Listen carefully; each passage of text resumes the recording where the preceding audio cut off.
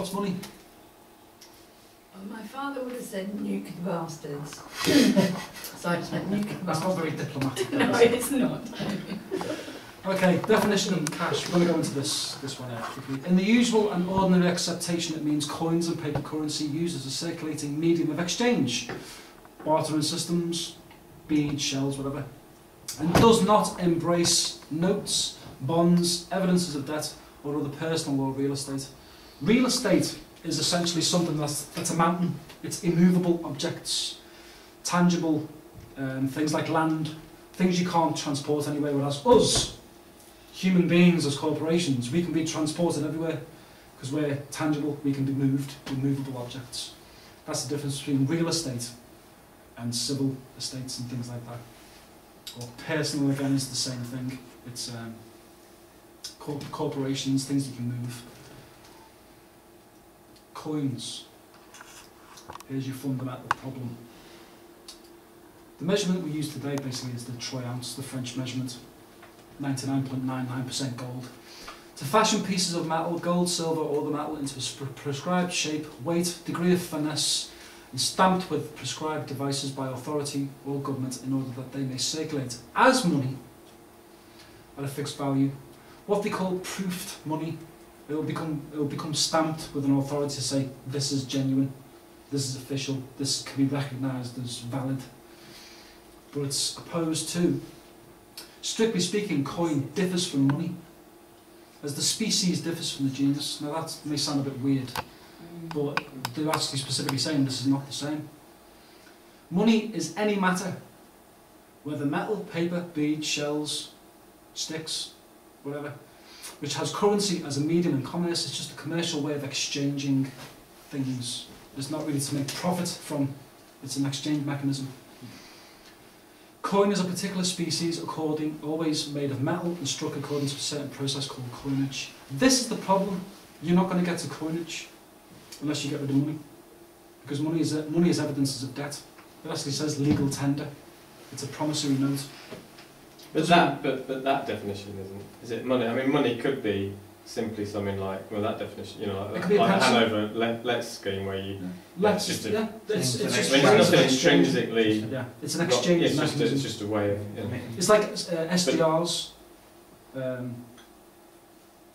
The one that you've got the Bancor now, and you get the global currency they brought out, and you got special drawing rights, SDRs. SDRs are the same as money.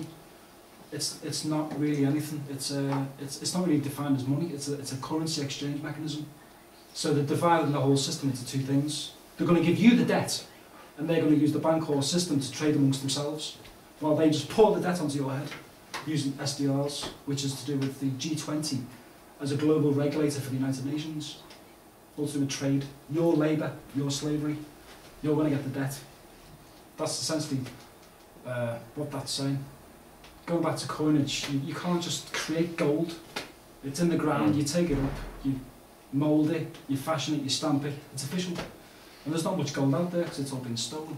So we're saying that basically the species doesn't matter because, you know, it's always going to be part of the same genus. Yeah. Money. You'll always see as well, money, whatever it is. You'll see on coinage, heads will go on the left or right, or sometimes they'll be in the middle. Again, it depends how the empire's moved.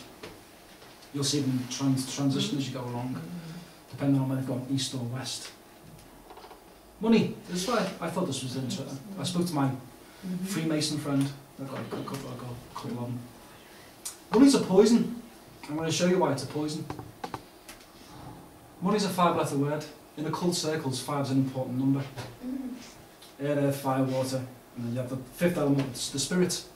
So they're kind of alluding to the idea that this is important to you. It's a 5-letter word. But pretend we'll put a mirror in front of it and we'll reverse it. So we'll say that yenom. Just imagine there's a mirror there. We'll use the Roman substitution method because they never did V's. They never done the U, they done a V because they can never do scribe and stuff. So we'll just circumvent the Y for the V. And you get Munev or venom because they know it's a poison. They know it poisons your mind. A lot of us wouldn't do the things that we do if money was an incentive, would we? I can't do a certain thing, but what if I give you 15 grand? Maybe, okay. So they understand it's a venom for your mind. As I say, the root of all evil. Even though I don't believe in evil because it's a religious term, but and it does grow on trees, apparently. Or rather, it grows on a computer screen because that's all to do now is digitally print it. I've actually said to American friends, if you want to really change the system, go outside the Federal Reserve, take all your money out the bank and burn it. Get loads of marshmallows and make a big bonfire. I guarantee you'll get their attention. Because then they'll realise that they don't control you anymore. Because they're printing the stuff. Yeah. What they're doing essentially is they're dousing your spirit, your spiritual fire. They're putting so much debt into your system that you're starting to become empty. You're just starting to become full up with so much debt that you can't even think anymore. And your vessel's being filled with it. You might as well just throw it down the drain for all the worth that it's worth. How do we get our moral compass back? Well, money and its eradication is probably a good start, but sharing this kind of information is also good as well, just to get people to understand that money isn't the be-all and end-all. There has to come a time when sometimes things need to disappear for the good of everyone. You give your money to these things. These are brands. Now, anyone who understands Roman law, when you were a slave, you would be branded. And if you try to remove yourself from the slavery, someone would either, blow you up and take you back and enslave you back in, or they put a mark on your face. I like the spectrum. Yeah. Spectrum. You've got Captain Black, the Angels, and Captain White. Yeah, well, light is everything, isn't it? And Scarlet. But again, look at the occultism. You got the two faces, black and white. The Janus, or the two eagles, triangles, sun symbols, Roman laurel wreaths, the Tau, triple Tau. Loads of them, all sun symbols, mainly. Thousands of them. Again, you have the Fabian Society, which is what your government is pretty much part of. That's it, the war of attrition. Yeah. Triangles, sacred X's, cubes. The new latest Sony logo is like a DNA spiral, isn't it? We've seen it when the spirals now. Very clever. So you give all your money to these people. You believe in these things because they empower. They give some kind of, I'll buy into that product. But it's not. Stop buying. Stop buying it all. You don't need it. Again, Masonic G's. Loads of them. You see red and blue quite a lot as well, because red and blue is the way they play against each other, the red and the blue, which is to do with the light spectrum. The two opposing sides. 5 points to start of Lockheed Martin. All interesting symbols. Michael Tesarian's great for this kind of stuff if you're looking into symbolism. There's 4 for you. The Vesica Pisces on the top right, the top left. Crop circle. What we call culture, cultured society, because all this is just a big experiment. That's what culture means. Would all just be one big experiment, one big game. And of course the Vesica Pisces is that so they are venerating the feminine. Yeah, but they're using it against you. They're using it in very clever ways. Moving forward, 1804. I've just given you a more precise definition of what you are in this world. French Civil Code enacted by Napoleon, 1804.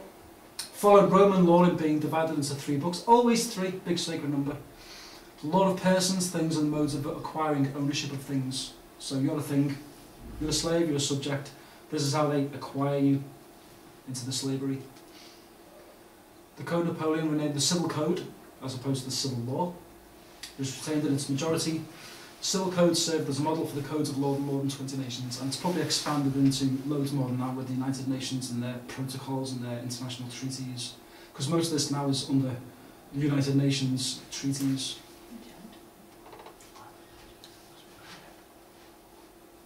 You're branded, you are cattle, you're stock, however you want to see yourself, you can see yourself as that if you want. You're the ship that carries the information, you're the commerce. The Egyptians saw you the same way. Egyptians also saw you being moulded, formed, fashioning on as potter's wheel. The Greeks saw you the same way, but as they would say the gods would take you by the rudder and guide you through life on the seas of persuasion. So this is how they see you. They just want to make you as in their image. Christians saw it that way as well. Yeah, less Jews and all. less more about Christianity. Any of those. And then my favourite, you're just an ear of corn ready to be harvested. I'm sure everyone's heard of this. If anyone's looked into the strange stuff of the New Age about being harvested. You need sunlight, you need water to grow. Doesn't need telling what to do, it'll just grow naturally. You put in the seed and it'll grow. And the good old sheeple. These are all ways they see you occultically. Chapter 2 of the same code, acts of birth, and this will answer your question. Declarations of birth shall be made within 3 days again, 3, and given to the civil officer. Now we know what civil is, the Roman codes, Roman law. The birth of the child shall be declared by the father, or what do they call, what's the proper definition of it? You inform on your children.